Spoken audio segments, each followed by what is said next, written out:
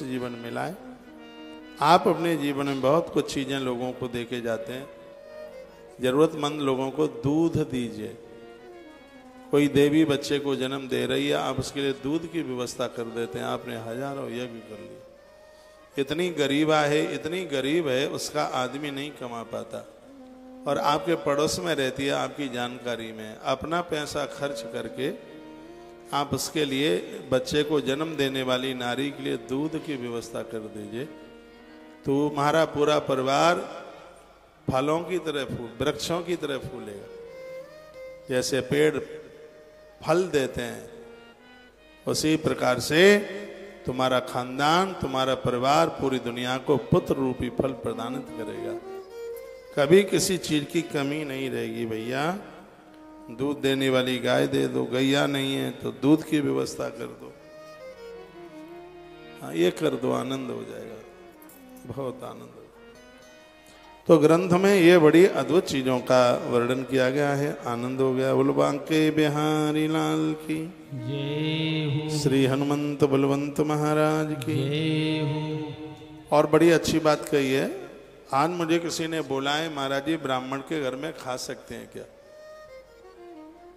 अब हमारा अनुष्ठान चल रहा है और हम तो आपके यहाँ आ गए, कैसे खाएं?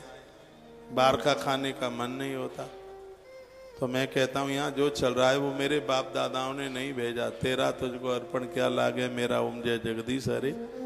ये तो सगरी व्यवस्था तुम्हारी है और अपनी चीज खाने में क्या परहेज है? ये तो सब आपका है। तो और एक बात और सुन लीजिएगा, ब्राह्मण का जो अन्न है अमृत होता है। कोई बात पुख्ता मजबूती से कही जाए तो मान्य होती है। अमृतम ब्राह्मणस्य अन्नम, ब्राह्मण का अन्न अमृत होता है। लिख लो, ये प्रसाद में मिले, सौभाग्य मिले तो नहीं छोड़ना चाहिए कभी। हाँ, नहीं छोड़ना चाहिए। अमृतम ब्राह्मणस्य अन्नम, ब्राह्मण का अन्न अमृत होता है। ब्राह्मण के घर आपने जीम लिया, समझ लो अमृत ले लिया। ऐसा नहीं है अपना चूल्हा बंद करके रोज खाने को पहुंच जाओ वहां का, हम तो अमृत पीने को जा रहे हैं। कभी ऐसा संयोग बनता है, ऐसा योग बनता है, आप तीर्थ वगैरह गए, कभी अपनी मित्र ब्राह्मणी के घर आप पहुंचे, रोज नहीं कभी कभी। ब्राह्मणी ने कहा, बहन आप थोड़ा सा प्रसाद पा लीजिए, मना मत कीजिए, क्योंकि अमृतम ब्राह्मणस्यान्नम, ब्राह्मण के घर का पका हुआ जो अन्न है वो अमृत है। आप सुन नहीं रहे हैं? आरती करा दें फिर। कितनी अद्भुत बातें हो रही हैं। क्षत्रियस्य पयस्मृतम, यदि यहाँ पर क्षत्रिय लोग, ठाकुर लोग बैठे हैं, ठाकुरों के घर का जो अन्न है वो दूध की तरह होता है। दूध दुग्ध की तरह। जितना दूध अपना सर, अमृत तो मरने नहीं देता और दूध कमजोर नहीं होने देता। तो ब्राह्मण का अन्न दुर्गति नहीं होने देगा और क्षत्रिय का अन्न है बॉडी की ताकत को कम नहीं होने देगा। ये ग्रंथों की बात है। अमृतम ब्राह्मणस्यान्नम क्षत्रियस्य पयस्मृतम। सुन लो पंडित जी, तो ठाकुरों का, जो क्षत्रियों का है अन्न, वो दूध की तरह होता है, दूध की तरह पौष्टिक है। और वैश्यात अन्न मेवान्नम, क्षत्रिय का अन्न दूध के समान और वैश्यों का जो अन्न है भैया वो अन्न के समान है, अन्न ही के समान, अन्न के समान लिखा है। वैश्यों का जो अन्न है, ग्रंथ में तो लिखा है सूखे मेवों की तरह। वैश्यों का अन्न सूखे मेवों की तरह है। लेकिन जिसके घर में लोग शराब पीते हैं, जिनके घर में लोग, सुनो, जिनके घर में लोग मांस मछली खाते हैं, जिनके घर में लोग शराब पीते हैं, चाहे वो ब्राह्मण का घर हो, चाहे क्षत्रिय का हो, चाहे वैश्य का हो, चाहे कनिष्ठ वर्ण का हो, उसके घर का अन्न रुधिर की तरह होता है, रक्त की तरह होता है। भले ही आपका रिश्तेदार क्यों नहीं है, शराबी के घर का पानी तक मत पिए।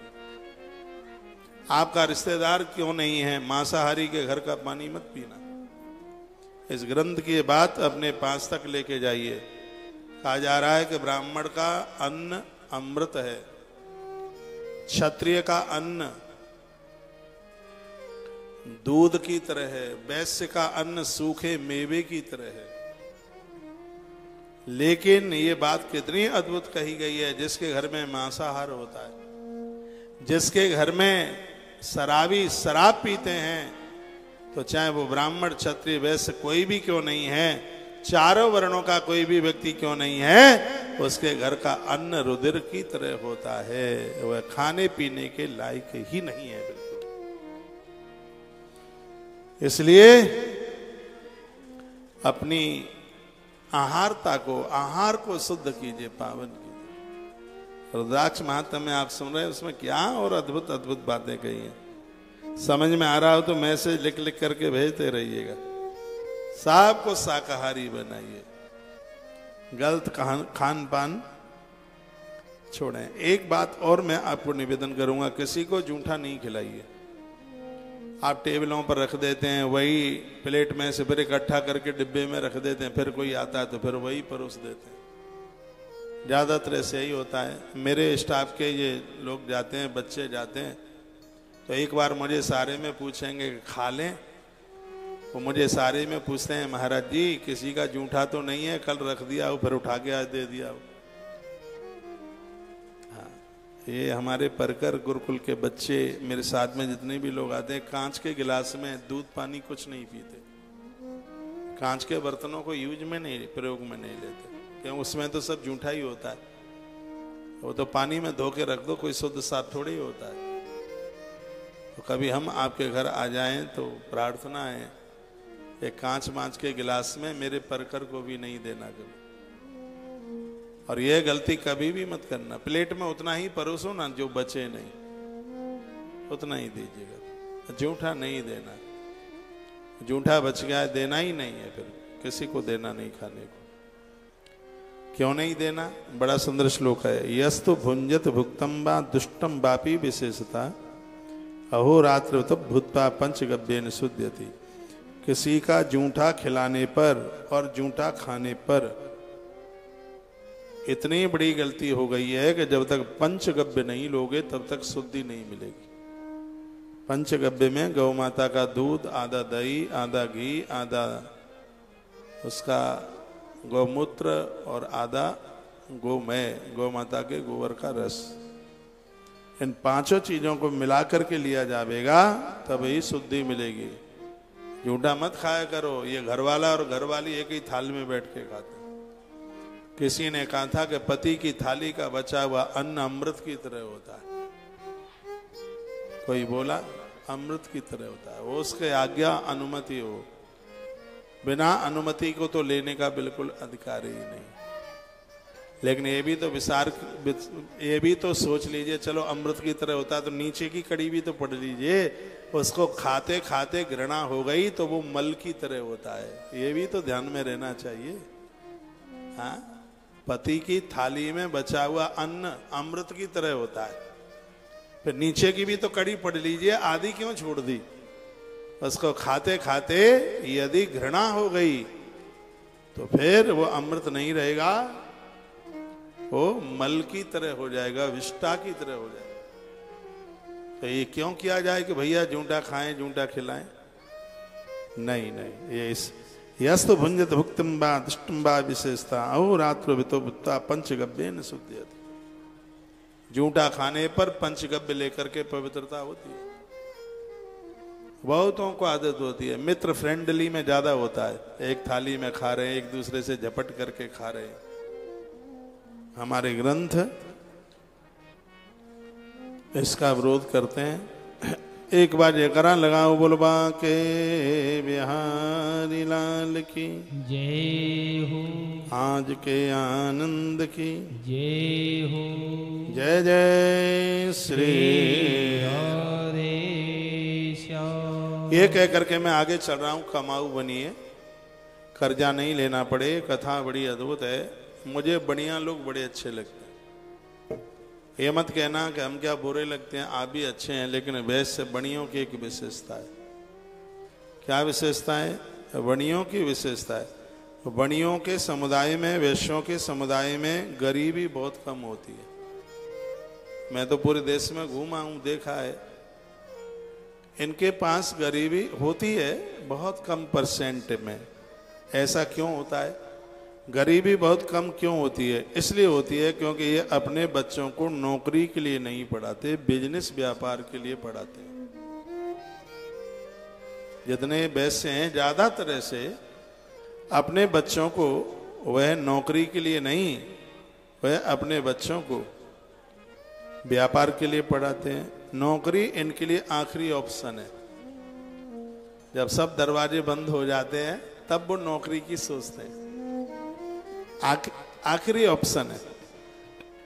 ये अपने बच्चों को मालिक बनाना सिखाते हैं, चाहे शुरुआत में छोटी सी दुकान से ही आरंभ क्यों ना करना पड़े काम।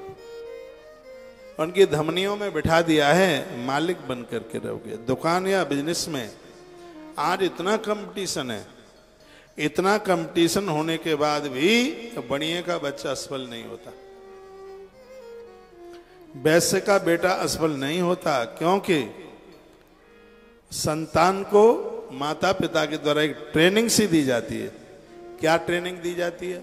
व्यापार ऐसे करना है कि ग्राहक लौट लौट करके आवे। ब्राह्मण व्यापार करता है तो उसका ग्राहक टूटता है, क्षत्रिय व्यापार करता है तो बहुत ज्यादा ग्राहक टूटता है, क्योंकि आंख में लाल धागा है, बर्दाश्तगी नहीं है। और भी कोई चौथे वर्ण का व्यापार करता है तो उसका भी ग्राहक टूटता है। ये तो हमारे ग्रंथ भी कहते हैं, इतनी सरलता इतनी सहजता बनिए में है, उसका ग्राहक टूटता नहीं है। उसको ऐसी ट्रेनिंग दी गई है, उसका ग्राहक बार बार, बेटा श्री राम, उसका ग्राहक बार बार लौट करके आता है। उनको ऐसी ट्रेनिंग दी जाती है, ग्राहक द्वारा कैसे बुलाया जाए ये पता है बनिए के बच्चे को। इस व्यापारी को ये पता है कि ग्राहक को कैसे बार बार बुलाया जाए, ये हमारे व्यापार से दूर ना हो पावे, इस बात की उन्हें ट्रेनिंग दी गई है, उन्हें बताया गया है। चाहे हिंदू हो या जैन, ये पूर्णतः धार्मिक होते हैं, दान धर्म में विश्वास करते हैं, तभी ईश्वर इनकी सुनता भी है। दान देने में बहुत आगे होते हैं, मेहनत बहुत करते हैं, साधारण सा कुर्ता पहनते हैं, कपड़े ज्यादा महंगे नहीं होते, लेकिन इनकी देह पर महंगे लगते हैं वो, क्योंकि वो पैसे वाले हैं ना, इसलिए कपड़े ज्यादा महंगे नहीं होते, उनकी देह पर महंगे वो लगते हैं। अपनी कमाई का 10% मकान, वाहन, यात्रा, दान पुण्य में खर्च कर देते हैं। दान पुण्य में बड़ी श्रद्धा रखते हैं। वैसे मैं बढ़िया नहीं हूं, मैं तो आज सर्व समाज से जुड़ा हुआ हूं। आप ये ना कहें कि ये वैश्य की इतनी बड़ाई क्यों कर रहे हैं, वो बड़ाई का हकदार है। आज ये वैश्य न होता तो इस दुनिया की इकोनॉमी इतनी मजबूत नहीं होती। इन वैश्यों ने बहुत कुछ दिया है। मैं इतनी सी बात में आपको ये कह रहा हूं कि आप भी अपने बच्चों को जो सिखा दोगे, जो पढ़ा दोगे, बच्चे वही सीख जाएंगे। रुद्राक्ष की बात तो चल रही है, रुद्राक्ष का अर्थ है ज्ञान, और ऐसा ज्ञान रुद्र की अक्षर, रुद्र की आंखों से प्रकट हुआ है। रुद्राक्ष का मतलब है ज्ञान, रुद्राक्ष का मतलब है समझदारी। आंखों से बहुत समझ में आ जाता है। हम तुम्हारे यहाँ आए, हमें देख करके तुम खुश हो कि खुश नहीं हो, हमें पूछने की जरूरत नहीं पड़ेगी, तुम्हारी आंखों से पता लग जाएगा। हमें देखकर तुम प्रसन्न हो या तुम दुखी हो, ये नेत्र उसके गवाहीकार बन जाते हैं। तो रुद्राक्ष भगवान महादेव की आंख से प्रकट हुआ है, इसलिए इसको ज्ञान का प्रतीक माना गया है। तो रुद्राक्ष आप पहना है, बहुत अच्छी बात है, लेकिन उसके साथ साथ जैसे वैश्य अपने बच्चों को ऐसे शुरू से ही ट्रेनिंग दे देते हैं, उनसे ग्राहक खपा नहीं होता। आप भी अपने बच्चों को ऐसी ट्रेनिंग दीजिए, लोग आपके बच्चों से दूर न भागें, दूर न जाएं। फिर एक जीवन जीने का कुछ आनंद ही अपने आप में बहुत अलग है। ये दिखावा नहीं करते, बेहद सिंपल होते हैं। हाँ, 10% खर्च करते हैं गाड़ी के ऊपर, बंगले के ऊपर। मैं ऐसे समुदाय का बहुत सम्मान करता हूं, आप भी इनसे कुछ सीख लीजिए। आप भी इनसे कुछ सीखिए। एक बार जयकारा लगाइए, बोलवा के बिहारी लाल की जय हो। श्री हनुमान जी महाराज की जय हो। जय जय श्री। श्री राधे। जो वैसे लोग हैं वो तो मैसेज पर मैसेज लिख करके भेज ही रहे हैं। यदि आपको भी मेरी यह बात अच्छी लगी है तो आप भी जरूर लिख करके भेजिए। क्या जो मैंने बोला है क्या उसमें अतिशयोक्ति है? बिल्कुल भी नहीं। उन्होंने ट्रेनिंग इस तरीके से दी है, उन्होंने सिखाया ही इस प्रकार से। और मैं बहुत बार कहता हूं, बनिए के बेटे के लिए नौकरी नहीं है, उसके लिए व्यापार।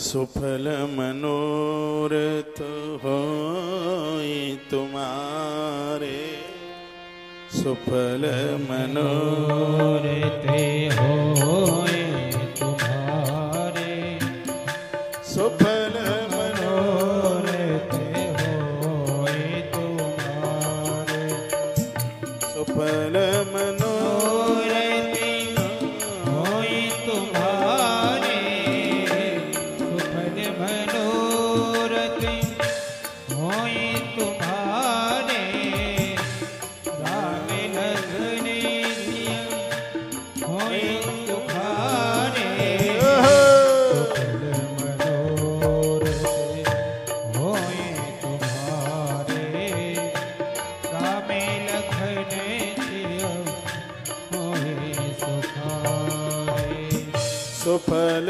मनोरथ होए तुम्हारे, सुफल मनोरथ होए तुम्हारे, सुफल मनोरथ होए तुम्हारे, राम लखन सिया है सुखारे, राम लखन भयो सुखारे। एक बात और कह करके मैं अद्भुत इसी प्रसंग में जा रहा हूं, जो कि ये शिव महापुराण अब के बार 2025 का अद्भुत है। कुछ बहुत कुछ सीखने के लिए दिएगा। मैं चारों वर्णों के लिए कहूंगा, ये दिन लौटकर कभी नहीं आएंगे। आपका ध्यान मेरी तरफ हो, लिख लें, ऊपर वाले भी लिख लें और नीचे वाले भी। हाँ, बच्चे तो अभी ज्यादा समझदार नहीं है, अभी किताबी ज्ञान है, इन्हें आएगी समझ में। अभी इन्हें दुनिया देखनी है, अभी तो इन्होंने जीवन के उस चरण पर तो पाम ही नहीं रखा है।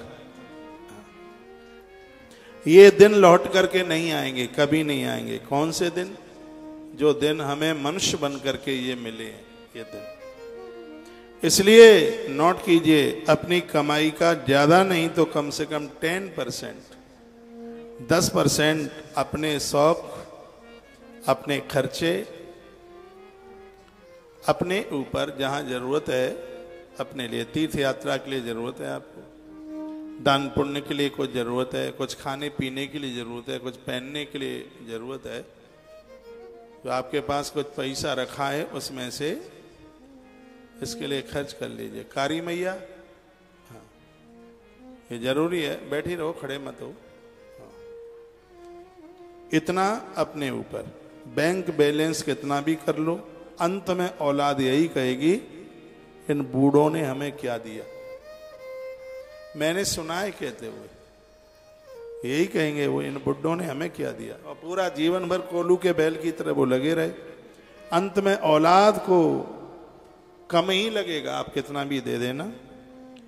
आप जीने आए हो, 7 पीढ़ियों का बंदोबस्त करने के लिए नहीं आए। जीने के लिए आए हो, लेकिन जी थोड़े ही रहे हो, जी नहीं रहे हो। क्या कर रहे हो? 7 पीढ़ियों का बंदोबस्त करने में लगे हो। बच्चों के लिए, बच्चों के बच्चों के लिए, फिर उनके लिए, फिर उनके लिए। गर्दन मुड़ जाएगी, प्राण निकल जाएंगे। एक भी दिन ऐसा नहीं होगा कि लौटने के लिए आ जाओ यहां देखने के लिए। लेकिन ये दुर्भाग्य है कि जीने के लिए नहीं आए, पीढ़ियों की, 7 पीढ़ियों की व्यवस्था करने के लिए आए। इतना कर दें, इतना कर दें, इतना कर दें, इतना कर दें। देखो कितना ज्ञान है, कितना अविवेक है। हमारे संत क्या कहते हैं? तुम यहां जीने के लिए आए हो, 7 पीढ़ियों का बंदोबस्त करने के लिए नहीं आए। थोड़ा सा जी लो, पता नहीं सांस कब निकल जाए। कोरोना में बहुत चले गए लोग, पता नहीं है जीवन करोड़ वर्ष तक मिलेगा भी कि नहीं मिलेगा, नहीं कहा जा सकता। जिंदगी बहुत थोड़ी सी है, मुट्ठी भर भी जिंदगी नहीं बची, सब चला गया। बूढ़े हो गए, कान के ऊपर के बाल सफेद हो गए, आधी चांद सफेद हो गए, दाढ़ी मूछें सिगरा तो सफेद हो गया है, मठ पक गया है, दीवालें हिल गई हैं, बिना दांत वाले पोपले हो गए, और अभी भी बाज नहीं आ रहे।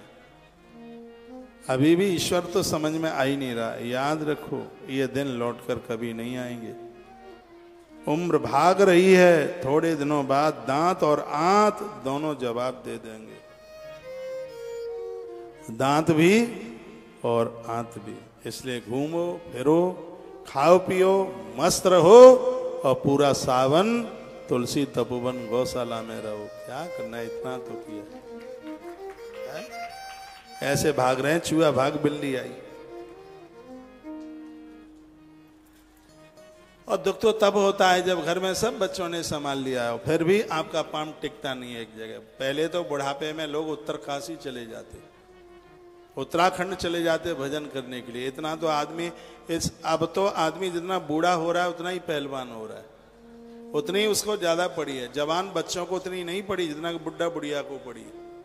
मेरे पास फोन आते हैं ना, करते हैं मुझे फोन, तो आएंगे, बताओ हमारा बेटा एक फैक्ट्री खरीद रहा है, मुहूर्त बता दो कैसी रहेगी। 70 साल 75 साल 80 साल की बूढ़ी माता आकर के बोलती। हमने कहा भजन, अरे भजन भजन तो आपकी कथा सुन ही लेते हैं, वो तो गया है भजन। मुझे बोलेंगे आपकी कथा सुन तो लेते हैं, बस हो गया है भजन। यह उम्र अब ईश्वर से ही लगने के लिए है, ईश्वर से ही चिपकने के लिए, ईश्वर को ही स्वीकार करने के लिए। ये दुनिया वह सराय है, राजी से खाली नहीं करोगे तो होटल वाला थैला फेंक देगा बाहर, सराय खाली करा ली जाएगी। जब तेरी डोली निकाली जाएगी, बिन मुहूर्त के उठानी जाएगी, जब तेरी डोली उठानी जाएगी। फिर पंडित जी के पास पंचांग खुलवा के लिए नहीं जाएंगे।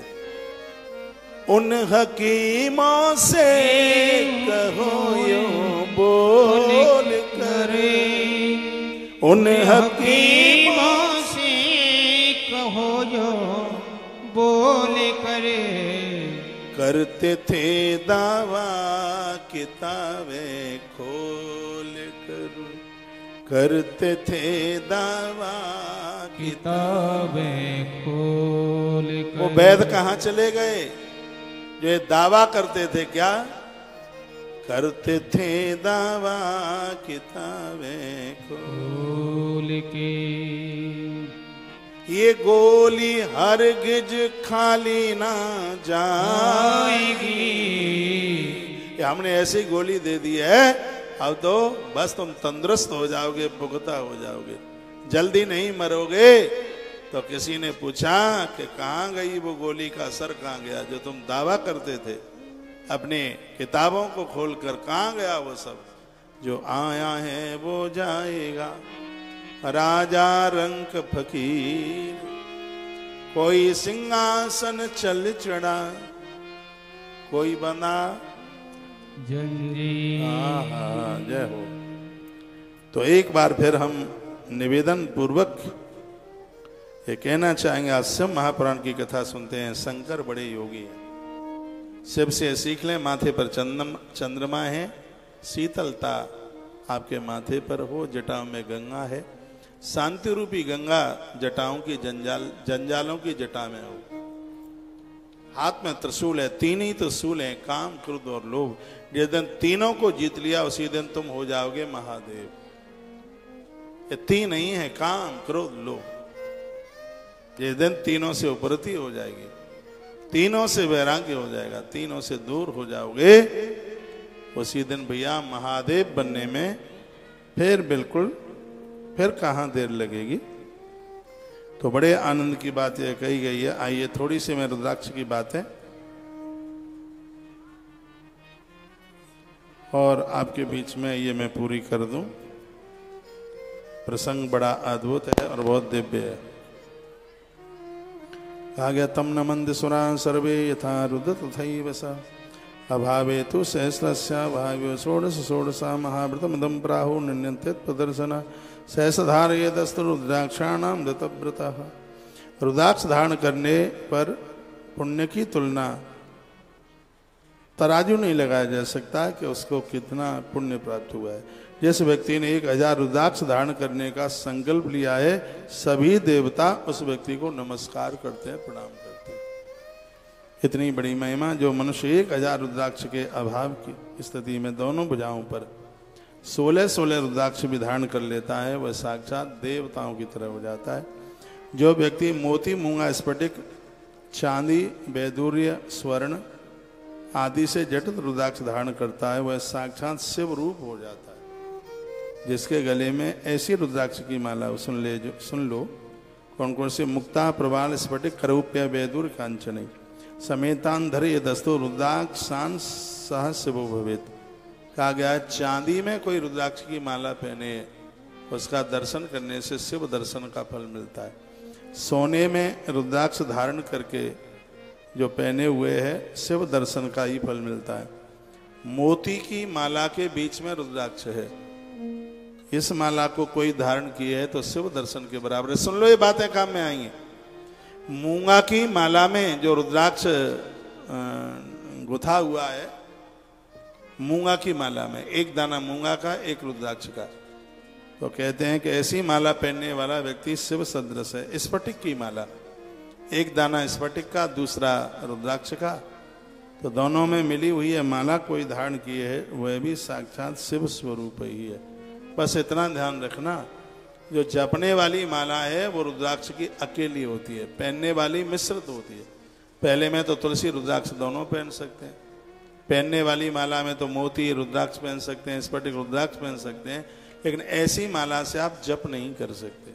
जप करने के लिए माला मिश्रित नहीं होती, लिख लें ये, वो माला अकेली होती है, चाहे तुलसी की हो और चाहे हो रुद्राक्ष की।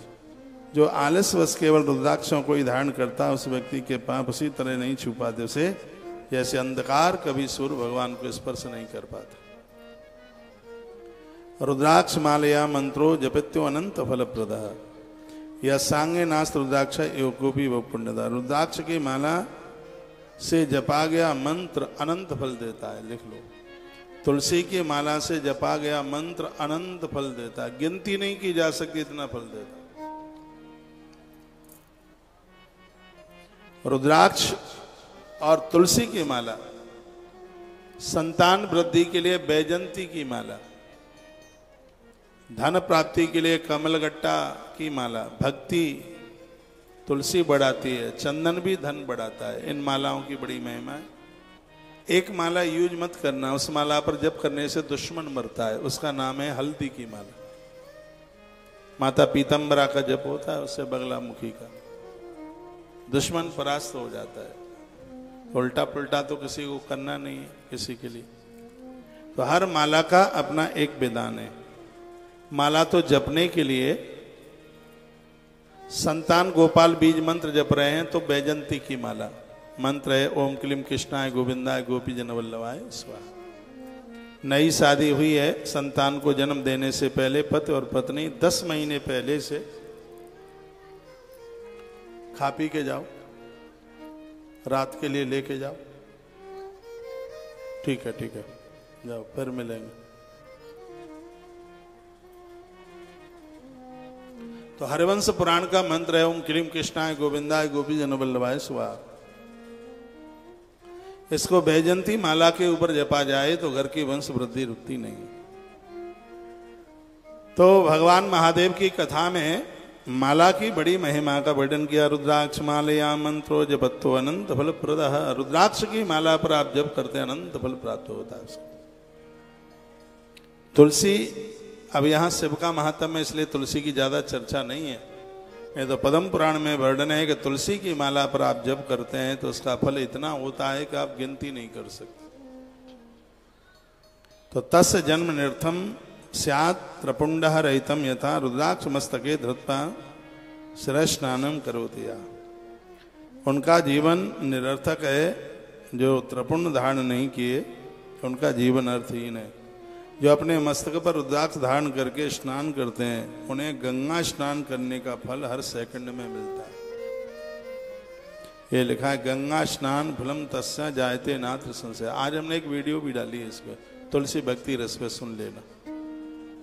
रुद्राक्ष के साथ आप गंगा नहाते हैं तो उसका तो बहुत बड़ा फल मिल गया, और आप रुद्राक्ष धारण किए हैं तो अभी क्षण क्षण आपको गंगा नहाने का फल प्राप्त हो रहा है।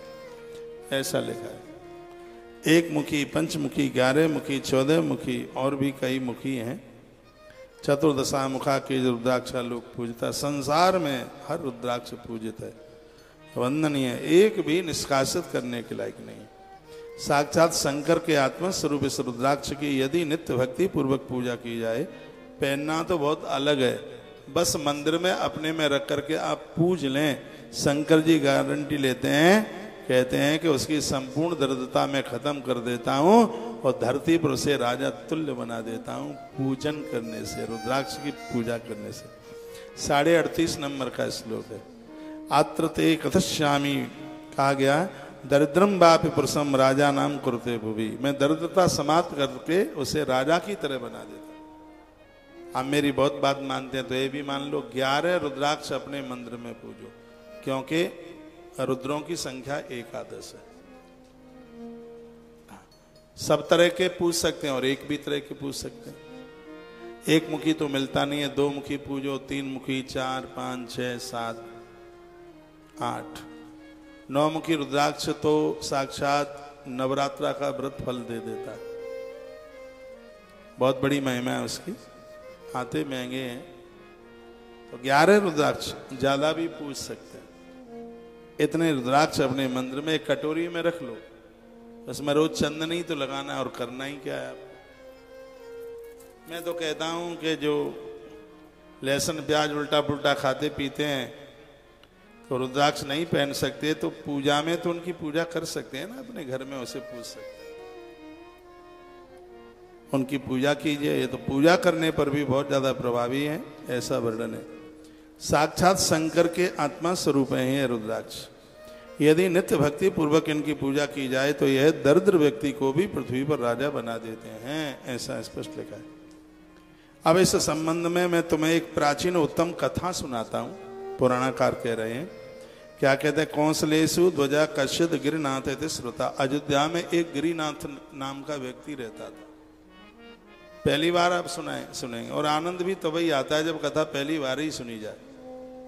और ये कथा मैं 31 साल में पहली बार सुना रहा हूं, सुन लीजिए। लेकिन सुनने में ऐसा लगेगा पता नहीं कितनी बार सुना दिया है, लेकिन सुना रहा हूं पहली बार। कौशल देश यानी अयोध्या में कौंसलेशु ध्वजा कश्यद गिरिनाथ थे श्रुता। इस अवध में एक ब्राह्मण रहते थे जिनका नाम था गिरिनाथ। बड़े अच्छे थे, महाधनी थे, धर्मात्मा थे, वेद उनको कंठस्थ थे, यज्ञ परायण थे और दीक्षा लिए हुए थे, गुरु का बड़ा आदर करते थे। महाधनी च धर्मात्मा वेद वेदांग पारगा, श्लोक में लिखा है। कहा जाता है कि उनका एक बेटा हुआ था जिसका नाम था गुणनिधि। एक ही पुत्र था जो युवा, मनोहर आकृति वाला और कामदेव के समान बड़ा सुंदर था। ब्राह्मण का बेटा था, नामना गुणनिधि, ख्याता तरुण काम सुंदर। युवा हुआ, बड़ा सुंदर लगता था। उसने अपने रूप तथा मदयुक्त यौवन में सुदीषण नामक अपने गुरु, उसके गुरु का नाम था सुदीषण। तो गुरुजी की घरवाली बहुत ज्यादा सुंदर थी, तो यह तो अपनी गुरु माता का ही हरण करके ले आया, उसके ऊपर मोहित हो गया। मोहया मास रूपेण यौवनेन मदेन च। ये जवानी क्या क्या अपराध करा देती है। जवानी आई है बड़ी बात नहीं है, जवानी में दोष ना आए ये बहुत बड़ी बात है। कुछ दिनों तक मुक्तावली के साथ उसका संपर्क और उसके बाद में उसने अपने घर में रख लिया। गुरु से भय के कारण उसने गुरु कि भय के कारण उसने अपने गुरुजी को जहर दे दिया, विष दे दिया। गुरुजी को पता लगा, उससे पहले ही मारे डालते। गुरुजी को दे दिया जहर उसने। विष ददऊ च गुरुवे, गुरुजी को जहर दे दिया उसने। और वह देखो आज का समय इतना खतरनाक है। कल एक बहुत बड़ी घटना देश में घट गई। एक किसी टीचर ने 4 बच्चों को डांटा, और ये मीडिया पर जब ये खबर दिखाते हैं तो इसका बड़ा गलत असर फैलता है।